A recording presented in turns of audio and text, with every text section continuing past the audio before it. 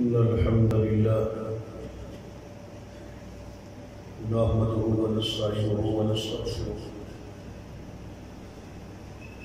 ونعوذ بالله من شرور أنفسنا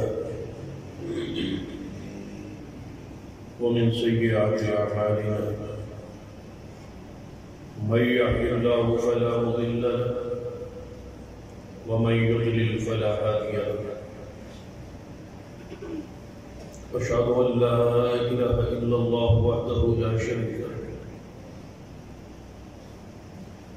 وأشهد أن محمدا عبده ورسوله أما بعد فإن خير الحديث كتاب الله وخير الهدي هدي محمد صلى الله عليه وآله وسلم وشر الأمور محدثاتها وكل محدثة بدعة وكل بدعة ضلالة أما بعد فأعوذ بالله السميع العليم من الشيطان الرجيم من همزه ونفخه ونفثه بسم الله الرحمن الرحيم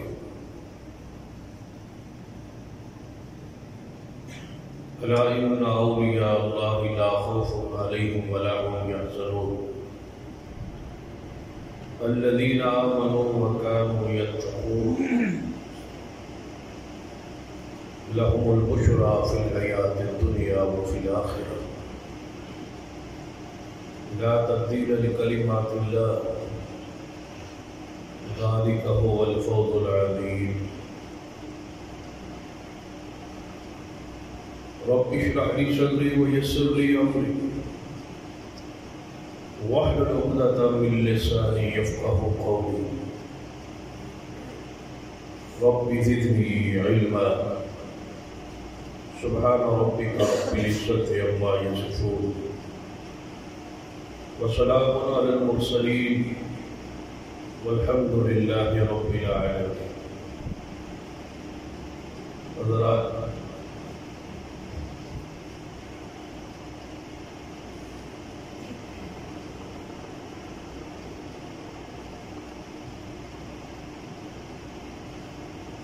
قرآن پاک میں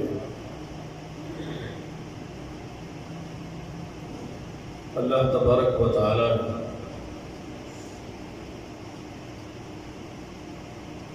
پہلی قوموں کا ذکر کیا.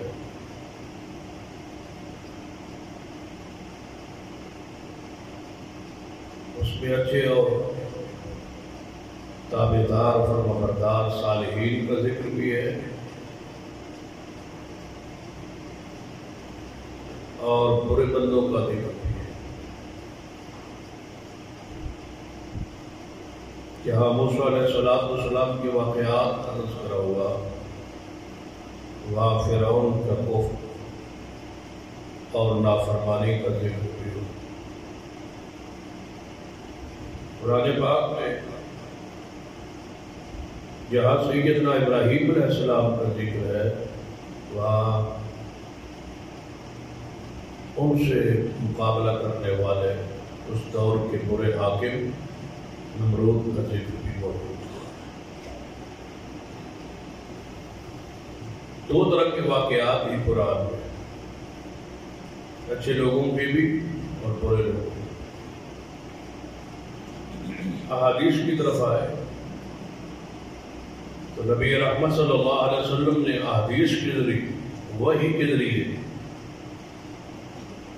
اپنے سے پہلے گزرنے والے، آپ کے دور سے پہلے گزرنے والے لوگ ہوئے اچھے لوگوں کا ذکر بھی کیا اور برے لوگوں کا ذکر بھی کیا. اس کا معنی یہ ہوا کہ گزرے ہوئے اچھے اور برے لوگوں کا تذکرہ قوم میں جاری رہنا چاہیے تاکہ اچھے لوگوں کا ذکر سن کے ایمان تازہ ہو اور برے لوگوں کا ذکر سن کے عبرت حاصل، سبق حاصل. اکثر قرآن پاک کے اندر ایسے مقامات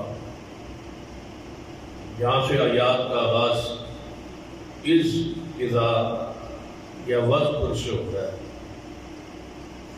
وذکر فی الکتاب ابراہیم، وذکر فی الکتاب مریم، تو اللہ تعالیٰ یاد دلاتے ہیں اس واقعے کو ذرا پڑھو، اس تاریخ کو یاد کرو، اس شخصیت کا ذکر کرو۔ تو گویا اپنے سے پہلے گزرنے والے اچھے لوگوں کا ذکر کرنا اللہ کی سنت ہے اور محمد رسول اللہ صلی اللہ علیہ وسلم کا بھی طریقہ ہے۔ تو آج کے خطبہ کا عنوان اس لیے ایک احساس شخصیت اور ماضی قریب میں گزری ہوئی عظیم ہستی حضرت علامہ احسان الہی ظہیر شہید رحمۃ اللہ علیہ کے حوالے سے۔ تو بات شروع کرنے سے پہلے اس کی شرعی حیثیت آپ کے سامنے واضح ہوگی کہ اکثر ہمارے خطبات جمعہ میں بطور مضمون، بطور عنوان اپنے سے پہلے گزری ہوئی شخصیات جو ماضی قریب میں ہے، 1 صدی میں، 2 صدی، 3 صدیوں میں، اس پر بہت کم خطبات ہوتے، بلکہ نہ ہونے کے برابر۔ برسبیل تذکرہ آ جائے تو آ جائے، لیکن بطور عنوان ایسا نہیں ہوتا۔ اس میں شاید الحدیث کی جو ہے وہ شخصیت پرستی کا جو ہمارے مسلک میں تصور ہی نہیں ہے، اس وجہ سے ان کا ذکر خیر بھی بہت حد تک چھوڑ دیا گیا ہے۔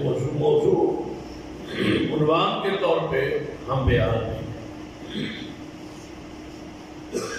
اس روش کو چاہیے کہ بیان کرنے والے بھی بدلے اور سننے والے بھی اپنے ذوق کا، محبت کا مظاہرہ کریں۔ ایسی شخصیت جس پر پوری دنیا کے علماء اہل سنت کا اتفاق ہو چکا کہ ہماجیز شخصیت تھی اور طاہری ساز شخصیت تھی اور صالح شخصیت، بلکہ بہت سارے علماء کرام نے انہیں امام اہل سنت کے لقب سے بھی یاد کیا۔ قرآن پاک کے اندر بھی صالحین کا ذکر موجود ہے، جو آیات پڑھی تو ضروری تھا کہ غالباً میری اپنی زندگی میں میں نے کسی ایک بھی خطیب کا صرف اسی موضوع پہ گفتگو نہیں سنی، نہ خطبات میں اور نہ ہی عام جلسوں۔ ذکر خیر کو جاری ہے اور ان کی شخصیت ایک مقبولیت کے عروج پر ہے، تذکرہ خیر جاری رہتا ہے، لیکن بطور عنوان ذکر کرنا بالعموم ہماری عادات نہیں ہے، جس وجہ سے آنے والی نسل جو ہے اپنی تاریخ سے ہی آگاہ نہیں ہے، نیک لوگوں کی تاریخ سے ہی آگاہ نہیں ہے۔ اس لیے ضروری ہے شاہ ولی اللہ محدث دہلوی، شیخ الاسلام ثناء اللہ مظفری رحمہ اللہ، سید داؤد غزنوی رحمہ اللہ، سید قدیر حسین محدث دہلوی رحمہ اللہ، یہ جو ہمارے اسلاف تھے، اکابرین تھے، ان کا ذکر صدی بصدی جو ہے وہ جاری رہنا چاہیے۔ سال میں کوئی نہ کوئی ایسے موضوعات ایسے ضرور آنے چاہیے جن کا تعلق ان شخصیات کے ساتھ کہ ہم تک جو دین پہنچانے والے، اس سے پیچھے ایک لڑی موجود ہے، صحابہ کرام کی تعبیر نظام کی اور تبع تعبیر کی، فقہاء کی، علماء کی، ان کا ذکر ہم سٹیجوں پہ کریں تو معیوب نہیں سمجھا جاتا، بلکہ ان کا ذکر خیر جاری رہتا ہے۔ لیکن شاید ماضی قریب میں علماء کرام کے احوال، تاریخ اور خدمات پر موضوعات کو بیان کرنا ہم عجوبہ سمجھیں، تو اس لیے ضروری ہے کہ یہ عجوبہ نہ رہے بلکہ لوگوں میں اس کا ذکر خیر جاری۔ تو آج چونکہ عنوان حضرت علامہ شہید رحمۃ اللہ علیہ کے حوالے سے ہے، تو ان کی سیرت اور خدمات، جرأت و بہادری اور دلیری، عقیدے کی اہمیت اور ضرورت اور اس کی غیرت اور حمیت، اور ان کی تصانیف، ان کی خدمات، اس حوالے سے چند گزارشات آپ کے سامنے عرض کروں تاکہ ان کی محبت اور بڑھے۔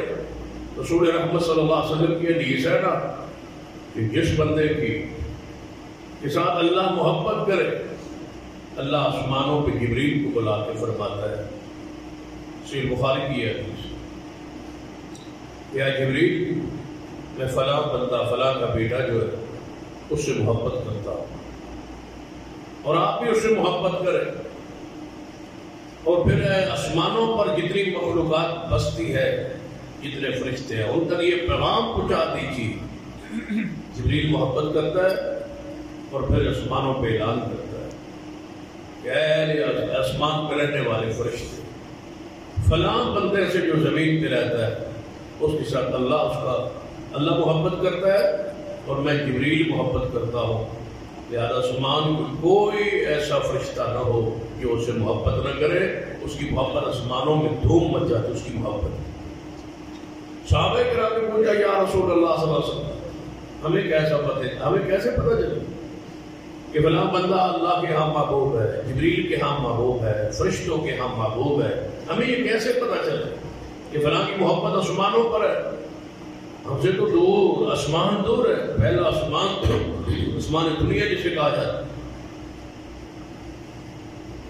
اس کی مسافت 500 سال ہے، یہاں سے چلے وہاں تک 500 سال کی مسافت پہ پہلا آسمان، اسی طرح 7 آسمان ہے۔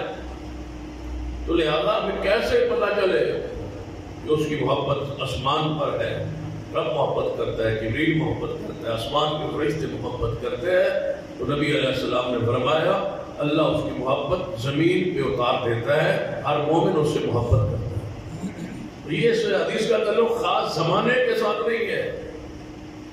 جب خاص زمانے کے ساتھ نہیں ہے، پوری یعنی کہ دنیا کے اندر جتنے انسان گزر چکے، جتنے ہیں اور جتنے آئیں گے، سارے کے سارے اس حدیث میں داخل ہے۔ رسول اللہ صلی اللہ علیہ وسلم نے مترکن حدیث بیان کی ہے، جتنے بھی دنیا میں مومن ہیں، بستے ہیں، جن سے محبت اللہ کرتا ہے، پھر ان کی محبت زمین پہ اتر آتی ہے، ان کا ذکر خیر جاری رہتا ہے، ہر بندہ ان سے محبت کرتا ہے۔ اور آج پوری دنیا میں بڑے بڑے کبار علماء موجود، بالکل ماضی قریب میں گزرے یہ موجود ہے، سارے کے سارے ایسے ہیں جو اس شخصیت سے محبت کرنے والے تھے، پیار کرنے والے تھے۔ ایسا لگتا ہے جیسے اللہ نے اس زمین کے اس ٹکڑے پر اس شخصیت کو بھیجا ہی اس لیے تھا، دنیا میں آئے ہی اس لیے تھے۔ حالانکہ 1940 میں آپ کی پیدائش ہے اور 87 میں آپ کی شہادت، یعنی 46 سے کچھ زیادہ آپ کی عمر ہے، اور اس تھوڑی سی عمر میں آپ کی کردار کو، آپ کی سیرت کو، آپ کی خدمات کا احاطہ کرنا ناممکن ہے۔ یعنی عام آدمی کے بس کی بات نہیں ہے اس میں ان کی سیرت کو، ان کی خدمات کو جتنا بھی ذکر کیا جائے وہ کم ہے۔ تو آپ کے حوالے سے کہ آپ جیسے لوگ جس سے اللہ نے بڑا کام لینا ہو، بڑی شخصیت بننا ہو، بچپن کے اندر ہی ایسے خوبیاں اور صاف اس سے منسوب ہے کہ آپ کے والد محترم حضرت علامہ محمد ابراہیم میر سیالکوٹی رحمۃ اللہ علیہ کے واعظ میں، خطبہ میں موجود تھے۔ علامہ میر سیالکوٹی رحمۃ اللہ علیہ درس مدارس اور مساجد اور علماء کی، قراء کرام کی اور حفاظ کی اہمیت شان بیان کر رہے تھے۔ ان کے والد محترم کہتے ہیں کہ وہ خطاب اس قدر پرتاثیر تھا کہ میں نے دل ہی میں تہیہ کر لیا تھا جب مجھے اللہ بیٹا دے گا تو میں اس کو دین کا عالم بناؤں. یہ تہیہ کر لیا تھا، یہ ارادہ تھا میرا، اور یقین میں نے وعدہ کر لیا تھا اس کتاب سے متاثر ہو. اور پھر اللہ نے سب سے پہلے اور بڑا بیٹا دیا، تو نام بھی اسی مناسبت سے رکھا کیونکہ آپ کے والد محترم اپنے باپ کی اکیلی اولاد تھی. تو گھر میں جب بچوں کی تعداد سے زیادہ نہ ہو تو ایک عجیب سا ماحول ہوتا ہے. فرماتے ہیں جب مجھے اللہ نے بیٹا بخشا تو وہ ارادہ ذہن میں چھایا ہوا تھا، تو میں نے اس کا نام اسی مناسبت سے احسان الہی رکھا. یہ ہمارے خاندان پر کس کا احسان ہے؟ اللہ. توحید سے لبریز سے نام کا انتخاب دے خریج احسان الہی ہے. اللہ کا احسان ہے مجھ پر جس نے یہ بیٹا بخشا. اور پھر 9 سال کی عمر کو پہنچے تو پہلے مصلح قرآن سنانے کے لیے آ گئے تھے. 9 سال کی عمر میں قرآن پاک حفظ کر لیا تھا. اور یہ سعادت، اس کے بارے میں بھی قرآن پاک کی جو میں نے آیت پڑھی، اصل میں کچھ چیزیں مجھے وضاحت کرنا پڑتی ہے مسلک عقیدے کی بنیاد پر، کہ ہم اکثر خوابوں پر یقین کا عمل کرتے ہیں. یہ ہمارا مسئلہ ہے ہمارا کہ خواب کو ہم شرعی حجت نہیں سکتے. خواب ہمارے لیے جو ہے دین یا کی سنت کی حیثیت نہیں رکھتی. صرف ایک ہستی ہے جن کی خواب وہی ہوتی ہے، دین ہوتا ہے، شریعت ہوتی ہے، حجت ہوتی ہے، اور اسی طرح اس پر ایمان لانا ضروری ہوتا ہے جیسے قرآن پر ایمان ہے اور وہ محمد مصطفیٰ صلی اللہ علیہ وسلم کا خواب ہے. یہ رسول اللہ صلی اللہ علیہ وسلم کا خاص ہے. آپ کے بعد خواب آج تک ہے اور قیامت تک رہے گا. آتے ہیں خواب، اچھے بھی آتے ہیں، برے بھی آتے ہیں. وہ اچھے جو خواب ہوتے ہیں اس پر ہمارا ایمان عقیدہ پہلے توجہ فرما لے، سن لے کہ قرآن پاک کی یہ جو آیت ہے جو میں نے خطبہ مسنونہ میں پڑھی ہے، ذرا اس آیت پہ غور کریں. الا ان اولیاء اللہ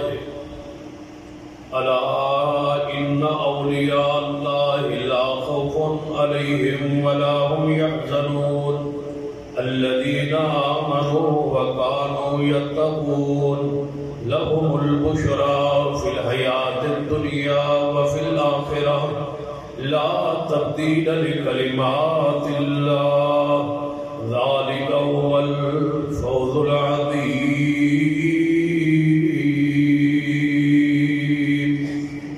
ألا إن أولياء الله، خبردار جو اللہ کے ولی، اللہ کے دوست ہے، لا خوف علیہم ولا هم یحزنون، ان پر کوئی غم نہیں ہوگا، نہ کوئی خوف ہوگا، نہ خطرہ ہوگا، نہ غمگین ہوں گے.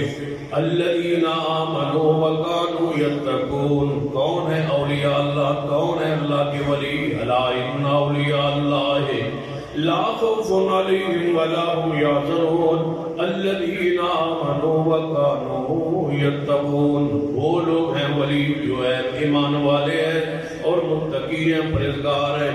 ان کے لیے انعام کیا ہے؟ لہم البشریٰ فی الحیات الدنیا وفی الآخرہ، ان کے لیے خوشخبری ہیں، بشارتیں ہیں دنیا کی زندگی میں بھی اور آخرت میں.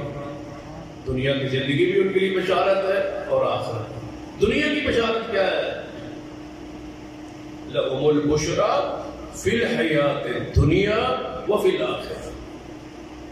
اولیاء اللہ کے لیے دنیا میں بھی بشارتیں ہیں اور آخرت میں بھی ان کے لیے بشارت. آخرت کی بشارت تو سمجھ آ گئی، حساب و کتاب آسان ہوگا، دائیں ہاتھ میں عمل نامہ ملے گا، اور صراط سے گزرنے میں آسانی ہوگی، جنت کا داخلہ نصیب ہوگا.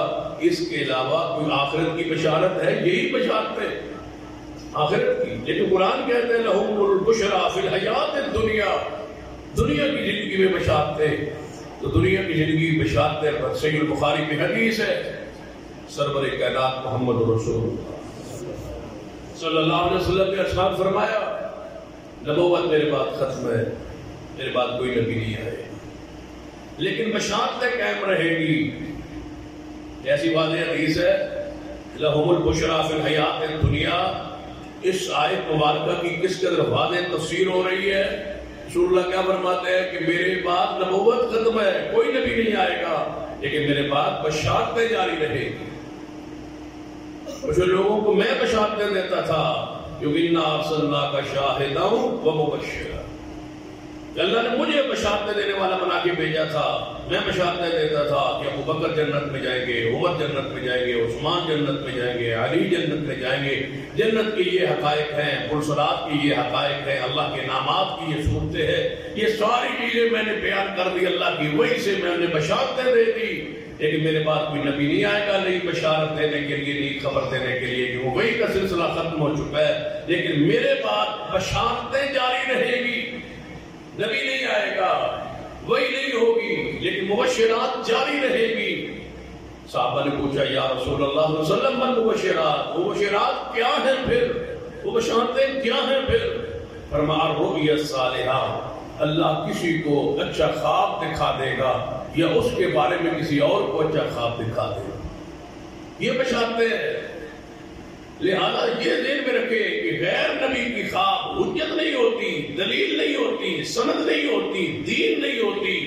لیکن اچھی خواب کو انکار کرنا، ٹھکرانا، اس کو اللہ کی طرف سے بشارت سمجھتے ہیں کہ اللہ کی طرف سے کوئی رحمت ہے، کوئی انعام ہے، کوئی بشارت ہے، اللہ نے کوئی خوشخبری دے دی، اچھا خواب ہے. لیکن یہ نہیں ہے کہ اس خواب کی بنیاد پر کوئی دین یا شریعت یا کوئی عمل ثابت کیا جائے. بشارت بشارت ہے، خوشخبری مل گئی ہے، اس کو اللہ کی رحمت سمجھے. تو آپ کے حوالے سے بشارت موجود ہے کہ آپ انتہائی ان کے خاندان کو دیکھ لیں، نماز، دین، تعلق، علماء سے تعلق، تو آپ کی دادی محترمہ کا تذکرہ موجود ہے. فرماتی ہے میں نے خواب میں اپنے کمرے میں ایک بلب دیکھا جس سے مسلسل روشنی بڑھ رہی ہے.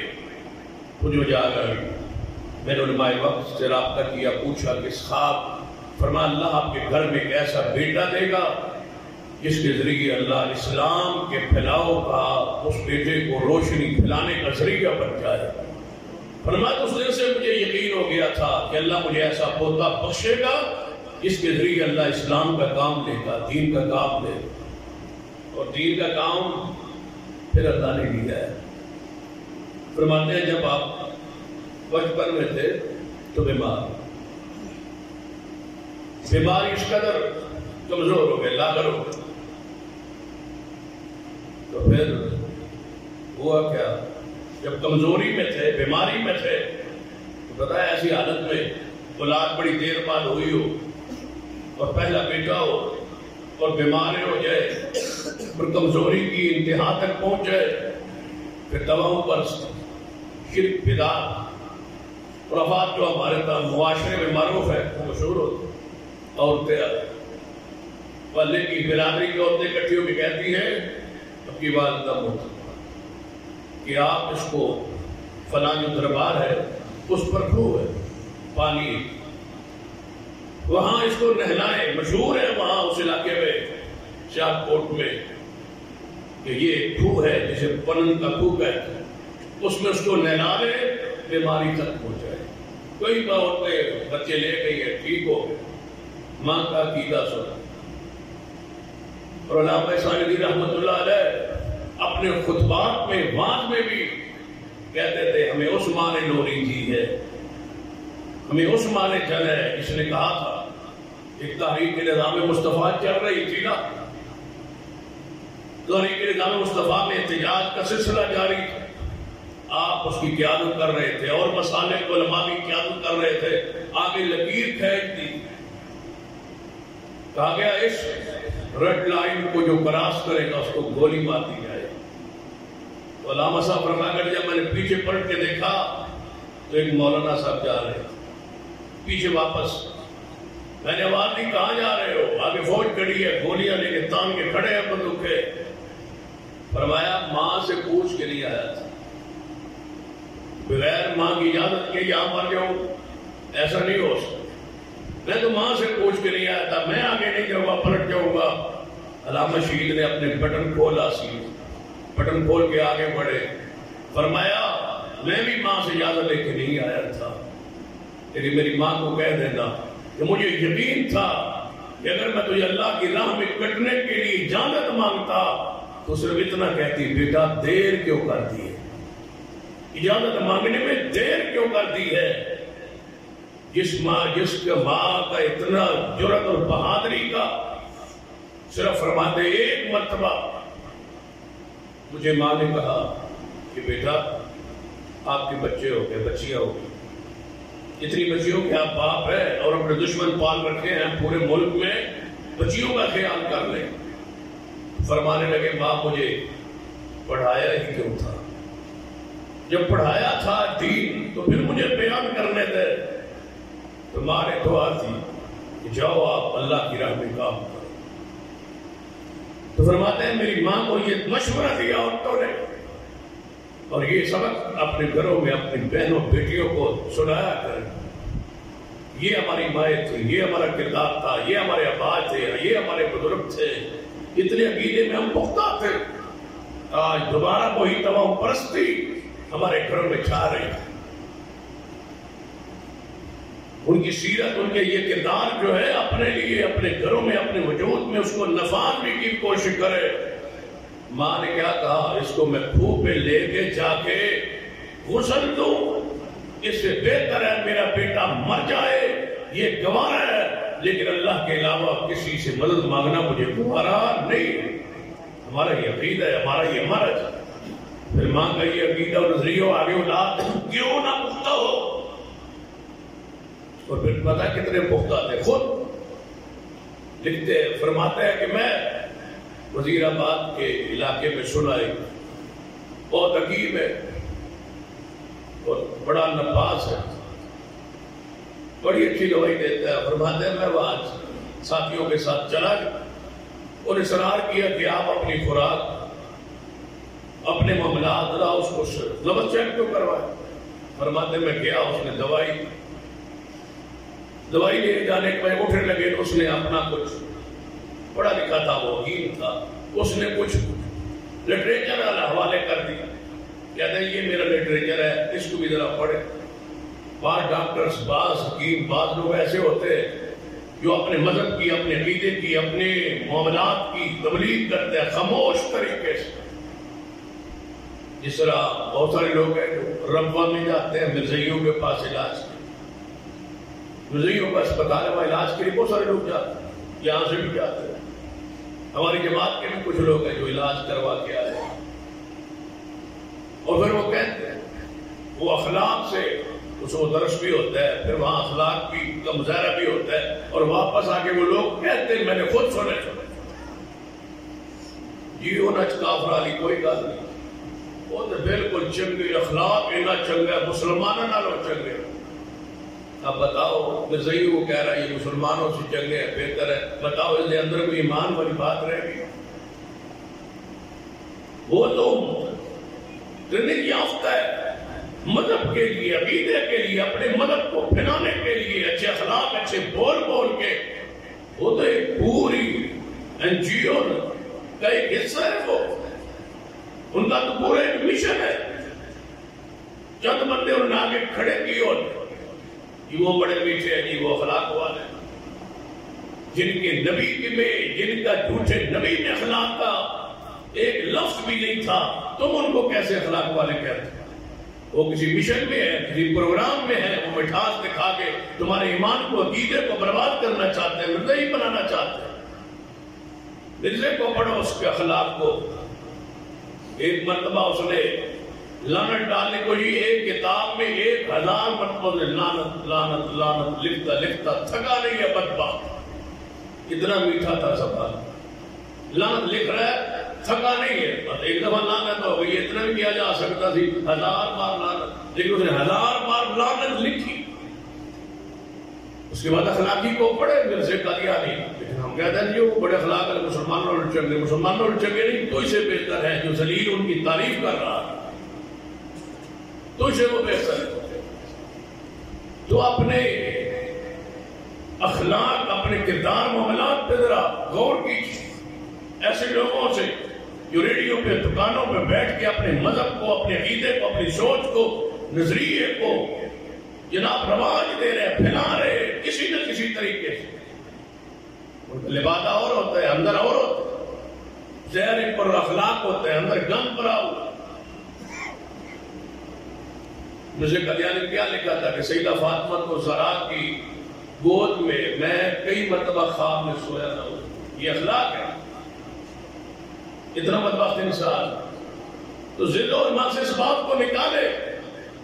علامہ شہید فرماتے ہیں کہ مجھے اس حکیم نے لٹریچر جاتے ہوتے فرماتے ہیں میں ڈرائیور کے ساتھ بیٹھا تھا تو وہ پمفلٹ اس کے پڑھنا شروع کی، دو چار باتیں جب میں نے پڑھی فرماتے روکا گاڑی کو روکا، سارا لٹریچر اور ساری دوائی گاڑی سے باہر پھینک کے فرمانے لگے مرنا منظور ہے، بد عقیدے کی دوائی کھانا منظور ہے۔ یہ میں پمفلٹ دیکھ رہا ہوں، پڑھ رہا ہوں، یہ کیسا انسان ہے اس بد عقیدہ کی میں دوائی کھاؤں؟ حالانکہ کسی بھی نظریوں کے علاوہ کسی بھی کافر سے دوائی نہیں جا سکتی، عیسائی ہو یہودی ہو سکھ ہو کوئی ہو، لیکن یہ تقویٰ ہوتا ہے، زہد ہوتا ہے، الہیت ہوتی ہے، غیرت ہوتی ہے، ابیت ہوتی ہے۔ مطلب نہیں کھاتا میں نہیں کھاتا، بد عقیدہ ہے میں نہیں دوائی لیتا، مشرک ہے میں دوائی نہیں لیتا، یہ غیرت ہے۔ دوائی کھانا جائز ہے نا، مطلقاً بھی جائز ہے نا، دوائی کھانا سنت ہے، ہم کہتے ہیں سنت ہے، لیکن نہ کھانا یہ تقویٰ ہے۔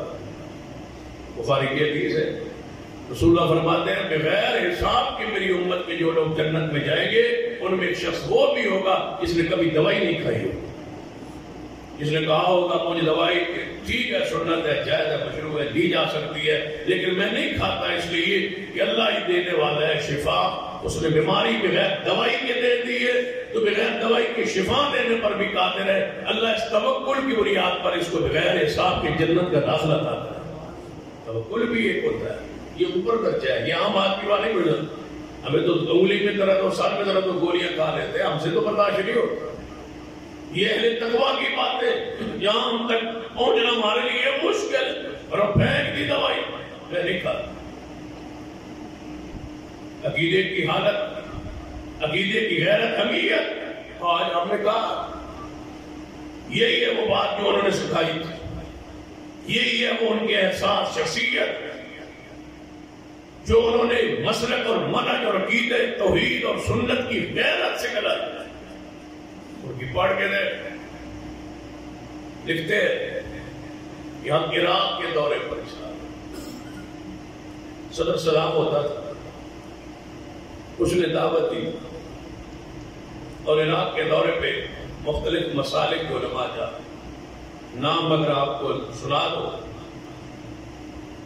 مولانا شاہ احمد نورانی، مولانا عبدالسوار خان نیازی، بریلی مکتبہ فکر، مولانا محمد حسین نعیمی، جامعہ لیگ لاہور کے، یہ تین بریلوی مسلک جو نام علامہ شہید نے گنوائے یا بیان کیے۔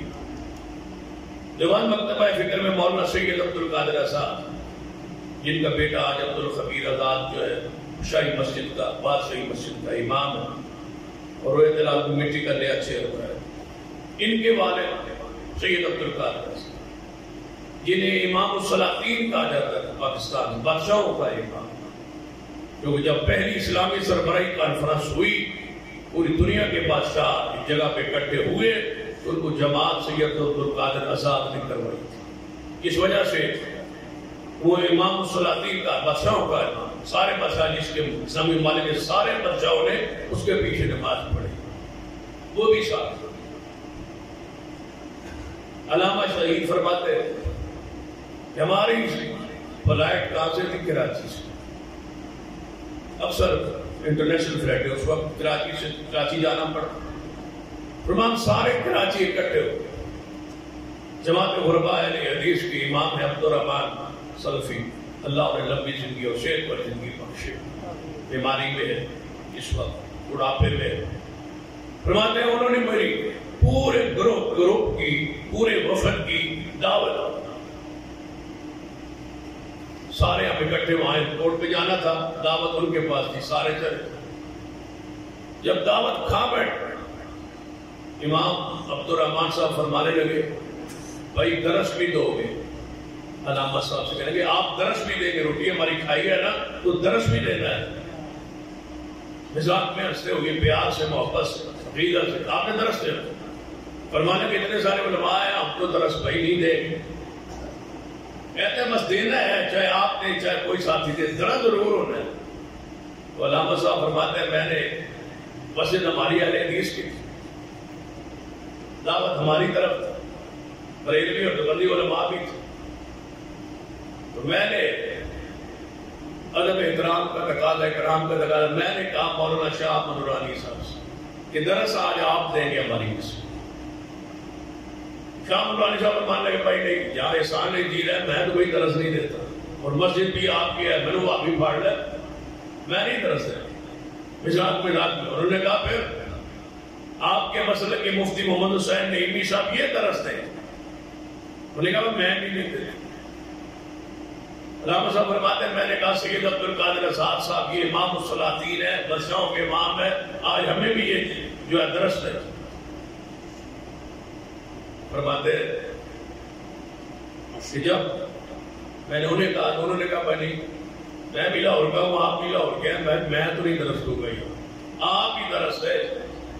سب نے فیصلہ کیا کہ درس احسان نذیر ہی دیں گے، یہ محبت احترام اکرام سے آپ نے سب کو کہہ دیا، مسجد آپ کی، آپ کے مسلک کی، آپ درست ہے۔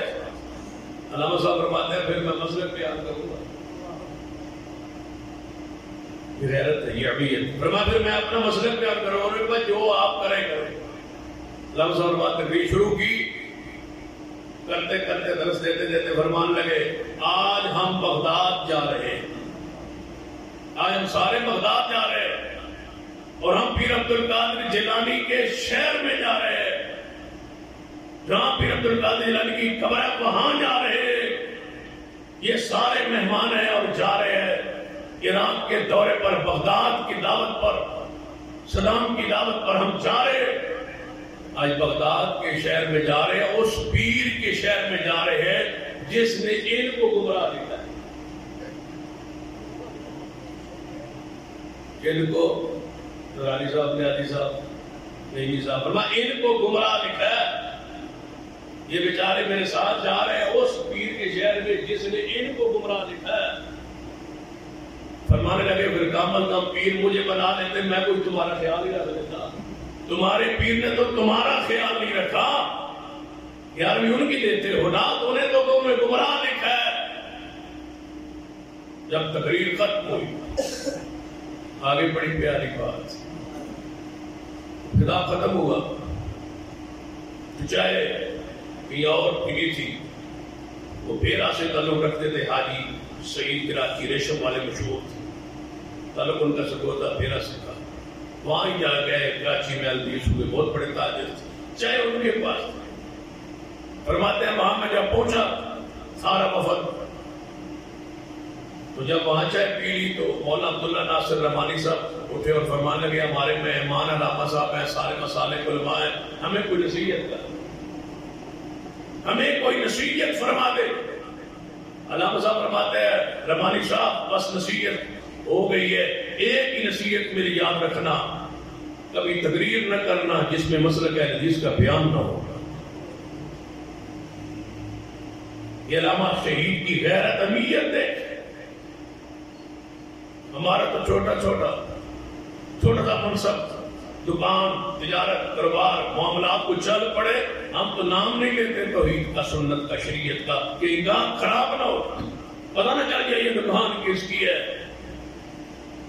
علامہ احسان کو پڑھے، ایسے جب سے انہوں نے پڑھنا شروع کی ہے، عجیب قسم کے خیالات، ان سے محبت، عقیدت کا اضافہ ہو۔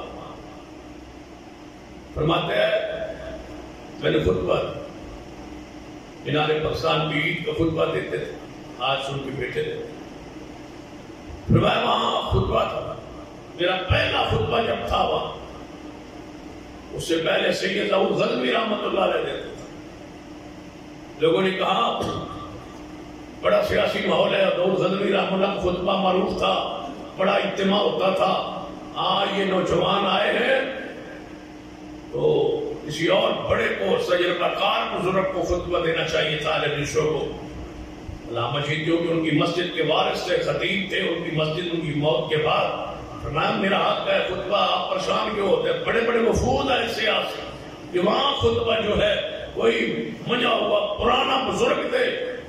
علامہ شہید نے خطبہ دیا، آغا شورش کشمیری وہ بیٹھے تھے، خطبہ نام ہے خطابت پہ منصبیر پہ شورش کشمیری، وہ خطبے کے اندر موجود تھے.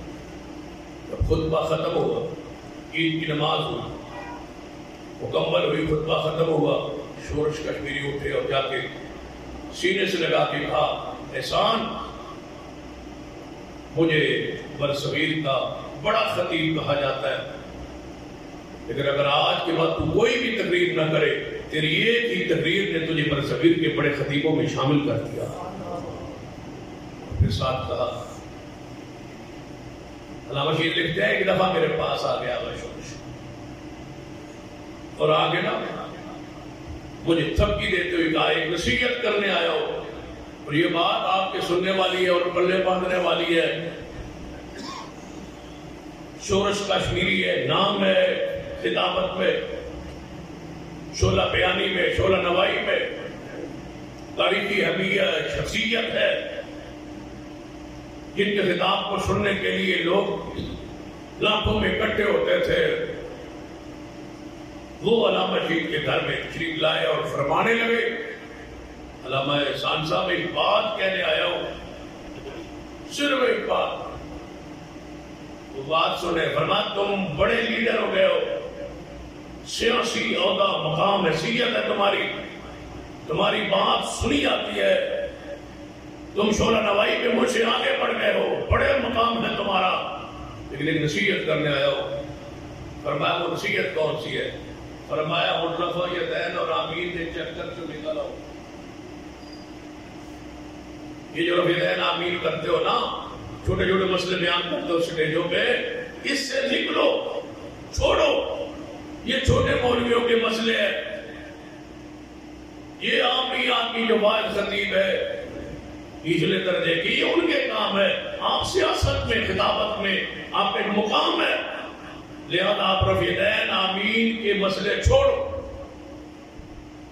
جواب سنیے، علامہ شہید فرماتے ہیں شورش میں حاجی ظہور الہی آپ کے والد کا نام، فرمانے کہ مجھے حاجی ظہور الہی کی گھٹی ہے، رفع یدین والے مسئلے نہیں چھوڑ سکتا، یہ نہیں چھوڑ سکتا. یہ بیان ہوتے رہیں گے اور میں بیان کرتا رہوں. علامہ شہید ایک ایسی عظیم شخصیت، مشرق کی اہمیت، غیرت، توحید کی اہمیت، سنت کی اہمیت. بہت سارے لوگ میرے خطبے کے بعد یہ بھی ہو سکتا ہے کچھ لوگ کے سنت سے توحید سے اتنا پیار تھا تو داڑھی پوری نہیں تھی، چھوٹی سی داڑھی کتراتے ہیں. اور جب ان سے کہا جاتا علامہ صاحب یہ داڑھی تو فرمایا کرتے تھے میری کمی ہے، میری سستی ہے، مجھ سے کمی ہوگی، دعا کرے اللہ مجھے توفیق دے دے. یہ کہتے کہتے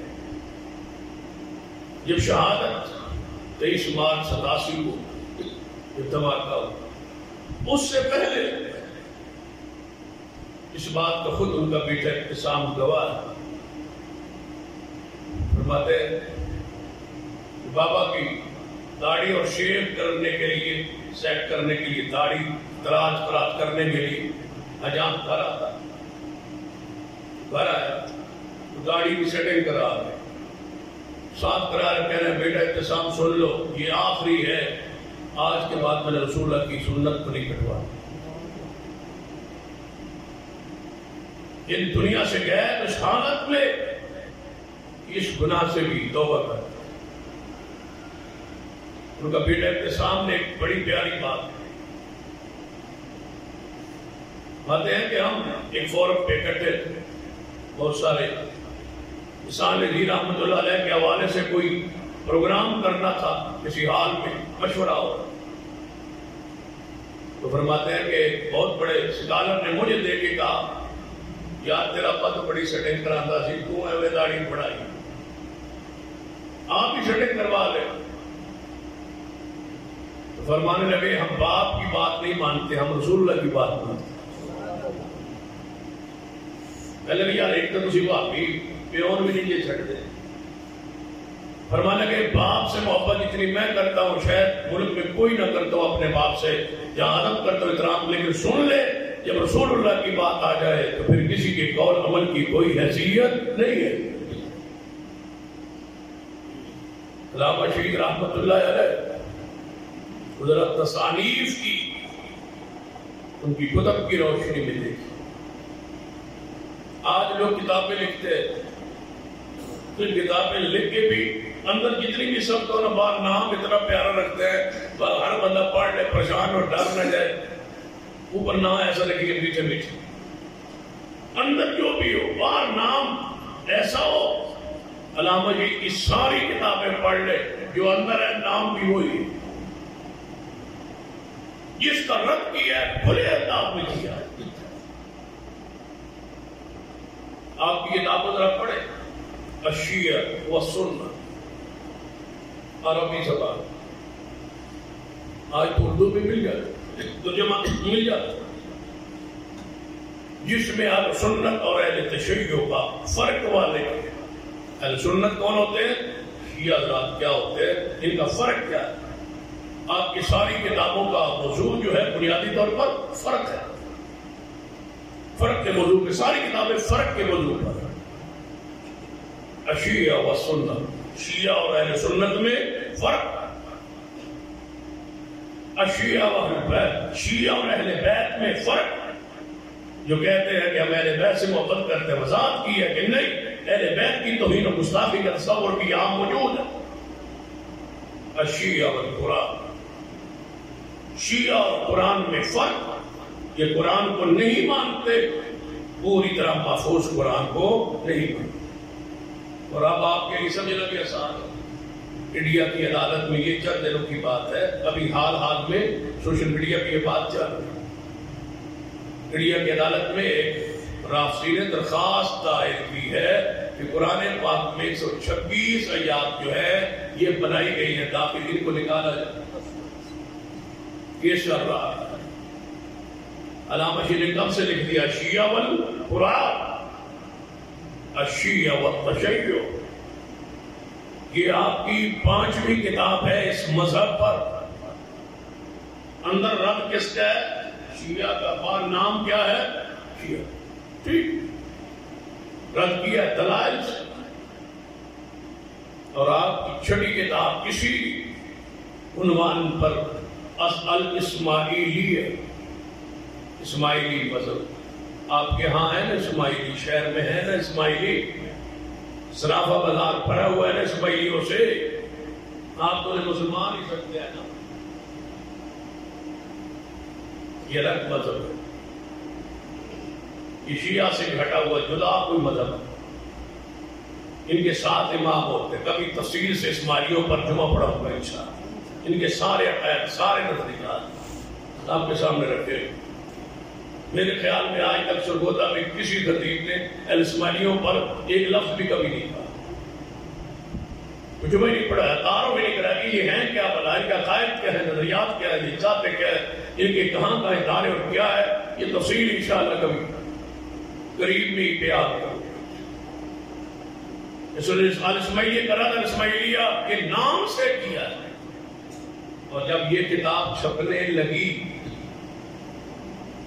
تو پتہ ہے کہاں پتہ لگ گیا؟ پرنس آغا خان جو اسماعیلیوں کا سربراہ ہے، جو امام ہے ان کا، اسے اطلاع ہوئی پیرس میں کہ ہمارے خلاف پاکستان میں عربی زبان میں اسحاق اللہ سعید کتاب لکھنا۔ پھر کیا ہوا؟ اور میرا گمان ہے، یقین سے تو نہیں کہہ سکتا کہ اس پر دلیل نہیں، گمان یہ ہے، میرا ذاتی خیال یہ ہے کہ علامہ کو شہید کرنے والا گروہ بھی یہی ہے۔ اسماعیلیہ خون خوار ایک تنظیم ہے، معمولی نہیں ہے۔ یہ لوگ ذہن میں آپ کو میٹھے میٹھے نظر آتے ہیں، ہر بندہ تو پھر تاریخی نہیں ہوتی۔ علامہ شریف فرماتے ہیں میں کراچی میں تھا، میرے بھائی حیدرآباد کے باپو بھائی ان کو فون کیا کہ آپ وہاں تشریف لے آئے۔ فرماتے ہیں میرے جب کراچی آنے کا علم ہوا تو دو بندے نے رابطہ کیا کسی طریقے سے، کسی واسطے سے، اور میرے پاس پہنچے۔ دونوں شمالی تھے، بڑے تاجر تھے کراچی، دونوں میرے پاس بیٹھے، بھائی بھی آگے، یہ بھی دونوں بھائی تھے اور وہ دونوں۔ انہوں نے کہا ہم اپنے بھائی کو کہتے ہیں تعارف کروائیں یہ کون ہے؟ یہ اسماعیلی مذہب کے لوگ کہ مجھے ملنے آئے، کچھ بات کرنے آئے۔ بات شروع ہو، اسماعیلی کہنے لگے سنا ہے آپ نے کتاب لکھی ہے عربی زبان میں الاسماعیلی، آپ نے فرمایا ہاں لکھی ہے، ابھی چھپی نہیں، بیروت جا چکی ہے، چھپنے کی۔ کہنے لگے میں نے سنا ہے کہ آپ پیرس میں آغا خان کی لائبریری میں ہو کے حوالے لے کے آئے ہیں، ہمیں پتہ بھی نہیں چلا۔ علامہ صاحب کو کچھ حوالے چاہیے، فرانس تشریف لے، ان کے امام کے گھر چلے گئے، لائبریری میں چلے گئے، حوالے وہاں بیٹھ کے لائبریری میں سارے لے آئے، لیکن پتہ نہیں چلا نے دیا کہ حوالے لینے والا کون ہے اور کس طرح ہے۔ مغولی شخصیت کہتے ہیں میں کتاب لاہور میں اردو بازار میں ورک لے رہا تھا، کتاب چھاپنے کے لیے کچھ ورک لینا، پریس میں دینا تھا۔ کہتے ایک قادیانی میرے پاس سے گزرا، میں اس کو جانتا تھا، مجھے جانتا تھا، کہتا ہے کاغذ لے رہے ہو، کیا چھاپنا چاہتے ہو؟ فرمایا تمہارے خلاف کتاب چھاپنا چاہتا ہوں۔ شیعہ کے خلاف رد لکھ رہے تھے۔ کہتے ایک دن میں گھر میں بیٹھا بیٹھا دیکھا ایک حوالہ چاہیے تھا، حوالہ کتابوں میں موجود نہیں تھا، یہاں سیدھا شیعہ کے بڑا مدرسہ لاہور کے جامعہ منتظر، فرماتا جامعہ منتظر میں گاڑی پہ بیٹھے، ان کی گیٹ پہ آگے دروازہ کھولو، انسان نے جی رہا ہے۔ کہتے میں اندر داخل ہوں، میں نے کہا میں لائبریری میں جانا ہوں، لائبریری کے لیے لائبریری کھولی، مجھے اندر بٹھایا، وہاں کا پرنسپل کو پتا چلا احسان لائی شہیر ہمارے مدرسے میں آیا ہے، لائبریری میں آیا ہے۔ آئے تو پوچھا کیا لکھ رہے ہو، کیا حوالہ چاہیے؟ کہنے لگے تمہارے خلاف کچھ کتابیں لکھ رہا تھا اور کچھ حوالے چاہیے۔ بل بتاؤ آج یہ جرأت کیا ہو سکتی؟ اسماعیلی کہنے لگے آپ اس کتاب کو نہ چھاپیں، پر آپ تو جا چکی ہے، انہوں نے کہا آپ روک دے، پرنس آغا خان آپ سے ملنا چاہتے، ملاقات چاہتے، فرانس کی آپ کو دعوت دینے آئے، آپ وہاں گیا کے لائبریری سے ہو آئے، انہیں پتا چلا، فرماتے ہیں مجھے حسرت تھی ملاقات کی، وہ ملنا چاہتے ہیں، فرانس کا ویزا ہمارے پاس ہے، ہم آپ کو لے جانا چاہتے ہیں، انہیں ملانا چاہتے ہیں، اور کتاب سے درخواست ہے کہ روک دے آپ، اور فرمائیں کیا چاہیے؟ فرمائیں کیا چاہیے؟ اسماعیلی ہوں، آغا خانی ہوں، اور آغا خان امام نے خود بھیجا ہو، پھر پیسے کتنے ہوں؟ فرمایا کیا چاہیے؟ فرمایا اٹھ جاؤ میرے پاس سے، تم ایک کتاب کہتے ہو، میں آپ کے مذہب پر دوسری کتاب بھی لکھنے والا ہوں، ایسا نہیں ہو سکتا۔ انہوں نے کہا اس کا انجام اچھا نہیں ہوگا، فرمایا انجام میرے رب کے اختیار ہے۔ جب آپ بھائیوں نے گھیر لیا تھا، رو رہے تھے بھائی کہ ہمیں ایک وزیر نے کہا کہ اپنے بھائی کو بچا لو، اس کے حالات اچھے معلوم نہیں ہوتے، اس نے ساری دنیا کو اپنا دشمن بنا لیا ہے، تو بھائیوں نے کٹ کر کے علامہ جی کو سمجھانا چاہا، فرمایا یار بندہ ٹرک کے نیچے بھی آگے تو مر جاتا ہے نا، مرنا ہی ہے نا، تو اور کیا چاہیے کہ اللہ کی راہ میں شہادت نصیب ہو جائے۔ البہائیہ مذہب کون سا ہے؟ میرے اور آپ کے علم میں ہی نہیں ہے، تمہارے علم میں کیا ہوگا، میرے بھی علم میں نہیں۔ البہائیہ مذہب کیا ہے؟ عربی میں علامہ شہید اس مذہب پر کتاب ہے۔ البابیہ مذہب کیا ہے؟ شیعوں کی مختلف روپ ہے، ہر ایک روپ پر، ہر ایک مذہب پر جتنے وہ پھیلے ہوئے ہیں، کئی ناموں کے ساتھ علامہ شہید نے رد کیا، ان کا فرقہ غرابیہ ہے، ان کا فرقہ سمتیہ ہے، اور کئی فرقے ایسے ہیں جو ان کے اندر چھپے ہوئے ہیں، سب کے ایک ایک باب میں رد کی علامت شریف، عجیب حیثیت۔ پھر بریلوی مذہب کے بارے میں وضاحت کرنا چاہیے تو عربی میں کتاب لکھی، نام کیا لکھا؟ کہیں لکھ سکتے تھے، کوئی بھی نام دے سکتے تھے، نہیں دیا کوئی اور نام، ایک ہی نام لکھا البریلوی کیا، اور پھر پابندی لگ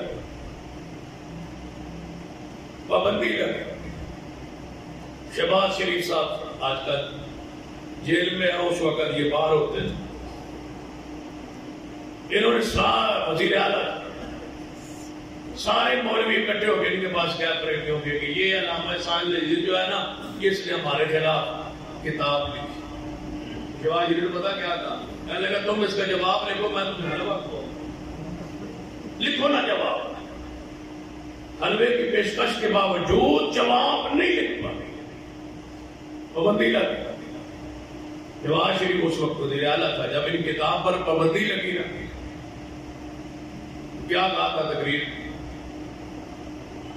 اور اس تقریر میں میں خود موجود تھا، علامہ شہید رحمۃ اللہ علیہ فرمانے لگے تم نے پابندی لگائی ہے نا نواز شریف صاحب، تم نے پابندی لگائی ہے نا، اور لگوا لو، تمہاری پابندی کے بعد میں نے اس کے 6 ایڈیشن چھاپے ہیں، تمہارا حکم میرے جوتے کی نوک پر نہیں رہتا، میں لکھوں گا، جواب دوں گا اور چھاپوں گا، ایک نہیں میں 6 ایڈیشن چھاپ چکا ہوں تیری پابندی کے آرڈر کے بعد، جاؤ جو کرنا ہے کر لو۔ یہ امیت، یہ غیرت آج کہاں نظر آتی؟ علامہ شہید رحمت اللہ علیہ کو پڑھیے، اگر دوسرے باب کو کھولو مستجاب الدعوات، فرماتے ہیں جب میں نے القادیانیہ لکھی، میں طالب علم تھا، مدینہ یونیورسٹی میں پڑھ رہا، القادیانیہ وہاں چھاپ دیا، جب چھاپنے کے لیے دی تو یہ جو ساتھی کے دوست نے مشورہ دیا کہ آپ طالب علم ہیں مدینہ یونیورسٹی، کتاب پر جب طالب علم لکھیں گے، مطالب لکھیں گے، کتاب کی وہ حیثیت نہیں رہے، آپ لکھیں آخری سال ہے مدینہ یونیورسٹی کا، آخری سال میں آپ پڑھتے ہیں، آپ فاضل مدینہ یونیورسٹی لکھیں، اس کتاب کی حیثیت پڑھ کے اسی کا عالم ہے، طالب لکھیں گے تو طالب علم کی بات کی حیثیت۔ تو فرمانے لگے میں جب طالب علم ہوں تو فاضل کیسے لکھ سکتا ہوں، میں فاضل نہیں لکھ سکتا۔ فرمایا استاد جی سے اجازت لے لے، مفتی اعظم سعودی عرب عبداللہ ابن عباس وہ چانسلر ہے مدینہ یونیورسٹی کے، ان سے اجازت لے لے کہ مجھے چند مہینے پہلے فاضل مدینہ یونیورسٹی لکھنے دے یا یہ کتاب روک لے۔ فرماتے ہیں چلو استاد جی سے بات کریں، ابن باز رحمہ اللہ کے پاس آئے اور انہوں نے کہا لکھ لو، کوئی مسئلہ نہیں، میری اجازت ہے، آپ فاضل مدینہ یونیورسٹی لکھ لیں، آپ کتاب سے لائق ہے، آپ لکھیں فاضل مدینہ یونیورسٹی۔ ہنستے ہوئے فرمانے لگے اگر استاد جی میں فیل ہو گیا تو، امتحان میں سالانہ میں اگر میں فیل ہو گیا تو، ابن باز کے جواب سنی، اگر تو فیل ہو گیا تو یونیورسٹی بند کر دوں گا۔ یونیورسٹی کس کام کی جس میں آپ فیل ہوں گے، پھر کامیاب کیا ہوگے؟ 92 ممالک طلباء میں پہلا پوزیشن علامہ شہید رحمت اللہ علیہ۔ ہمارے یہ کیسے ہو سکتا ہے کہ آپ فیل ہو؟ استاد کو یہ مان تھا۔ فرماتے ہیں جب میں نے القادیانیہ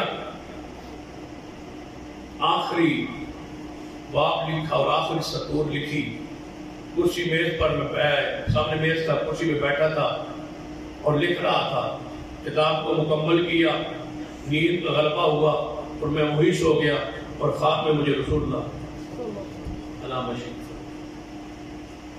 سیدنا ابو بکر عمر صحابہ کرام موجود ہے، رسول اللہ سارے صحابہ میں گھرے ہوئے ہیں، لوگ جا رہے ہیں، مل رہے ہیں۔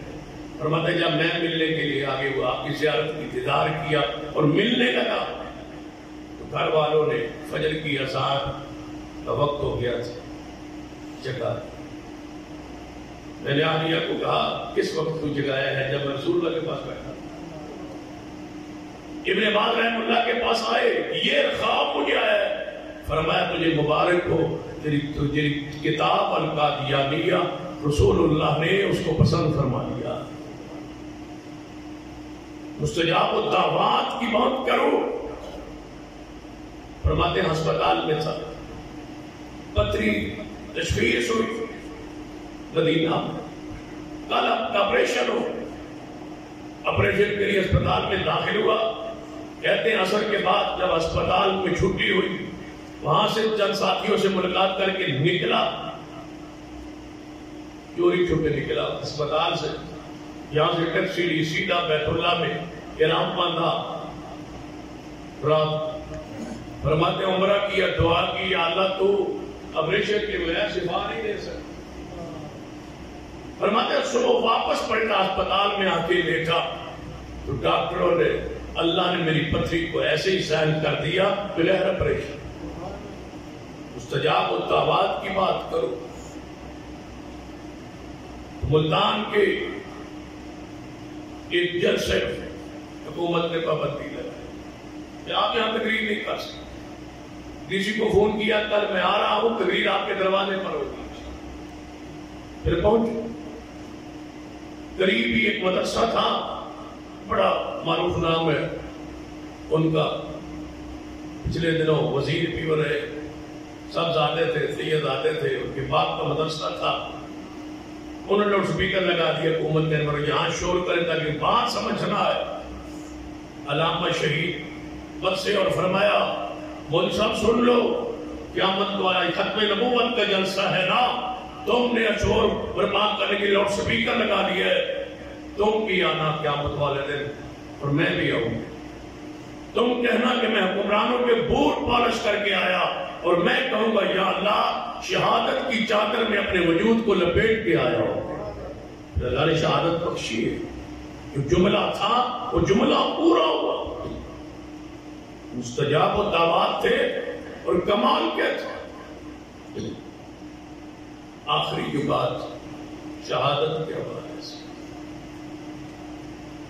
سعودی عرب شہادت کے بعد زخمی ہونے کے بعد جانا، آج بھی کوئی بندہ، میں کہا کرتا ہوں عام دوستوں میں بیٹھ کے، اس دور میں کوئی بندہ سعودی عرب علاج کے لیے نہیں جاتا، علاج کے لیے سعودی عرب گئے، علاج کے لیے نہیں گئے، بقیع میں دفن ہونے کے لیے اللہ لے گیا ہے۔ آج بھی لوگ یا دبئی جاتے ہیں، یا امریکہ جاتے ہیں، یا لندن جاتے ہیں علاج کے لیے، سعودی عرب کون جاتا ہے علاج کے لیے؟ پھر اس دور میں آج سے 34 سال پہلے شافات نے جہاز پہ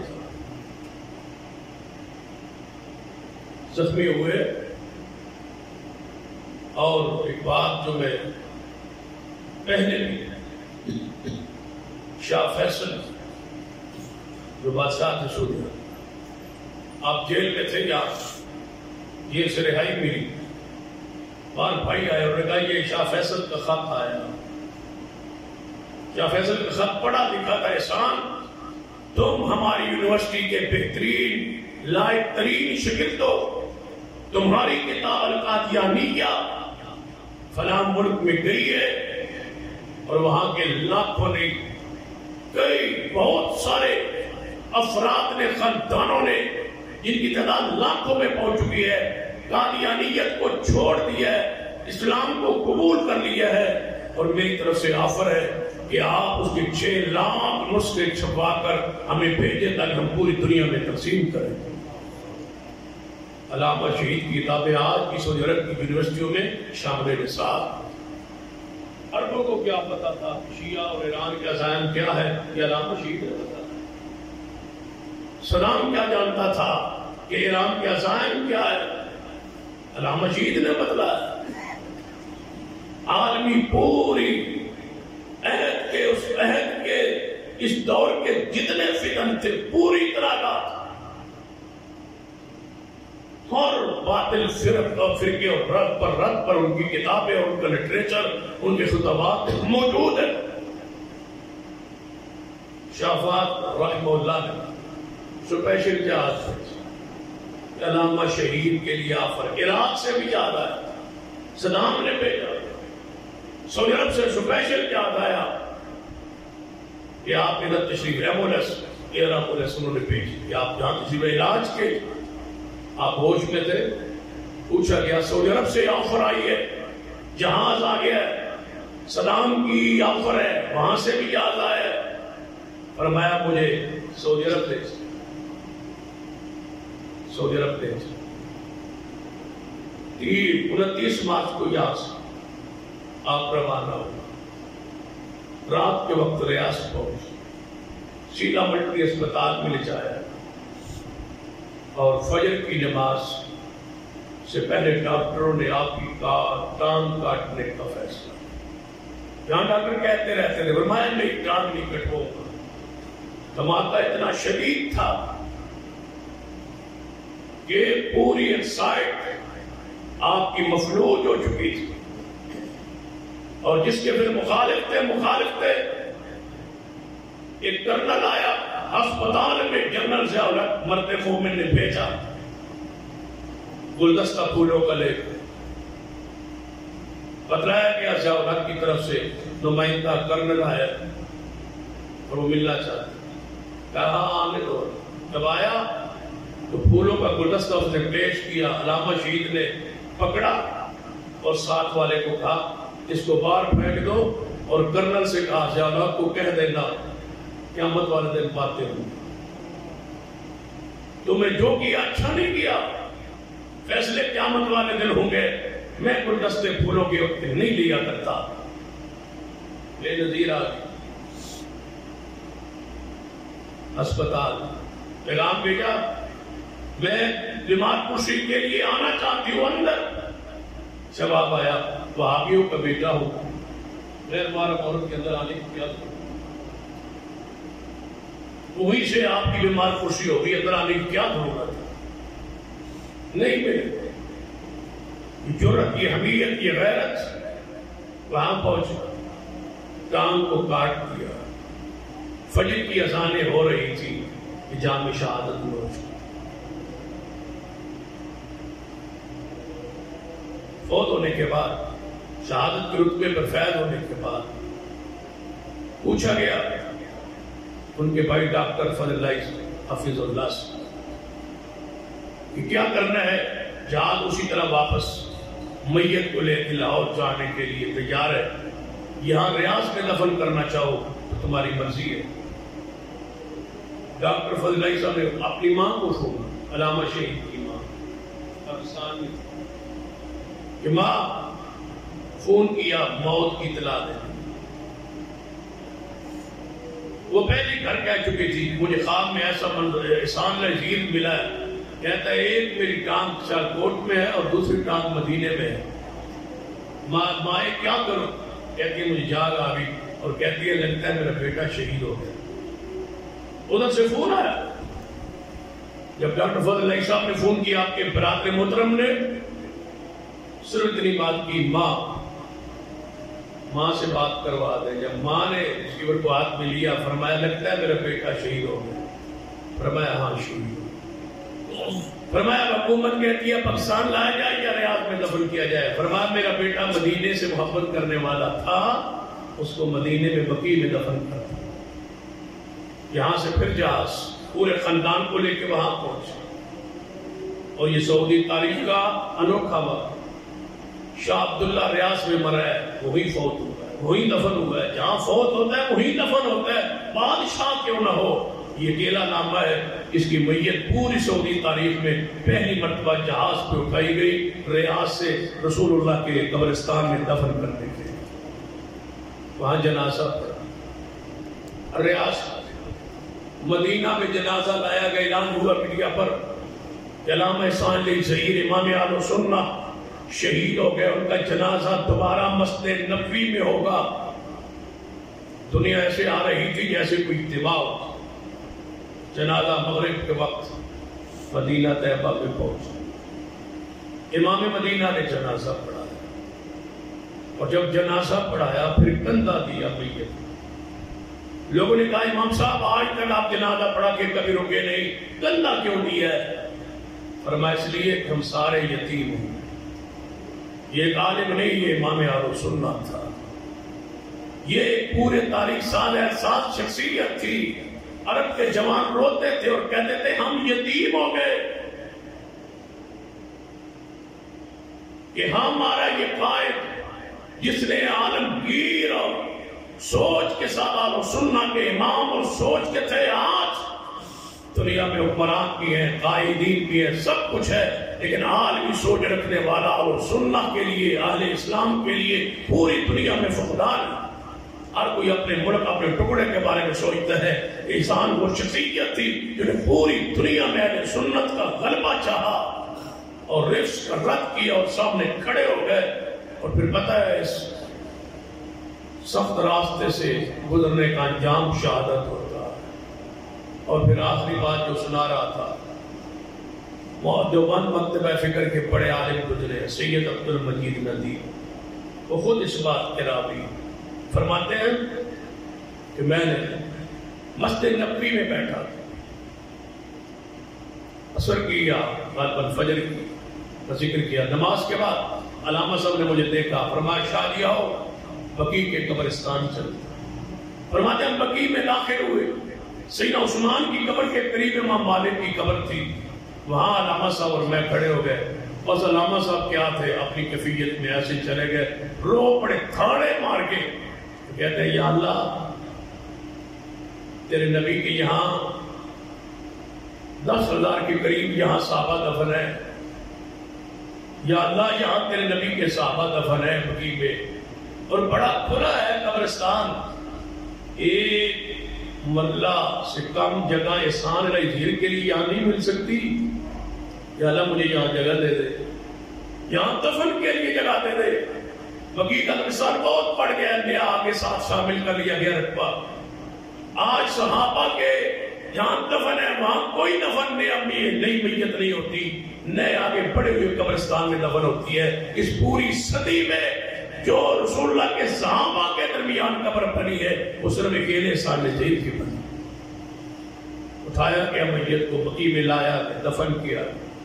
شاہ عبد المجید فرماتے ہیں جب میں اگلے سال گیا اور میں نے وہاں سے پوچھا شیوخ سے، جب قبر پہ گیا تو پھر مجھے علامہ یاد آیا کہ علامہ تو یہی کھڑا تھا، اسی جگہ پر ہم کھڑے تھے اور اسی جگہ پر تو دعا کر رہا تھا، یا اللہ جہاں چاہیے. مجھے آج پتا چلا ہے تیری دعا اتنی سنی جاتی تھی کہ تمہیں جگہ بھی وہی ملی جہاں کھڑے ہو کے تم نے دعا کی تھی. اللہ نے ایسا رتبہ بخشا ہے.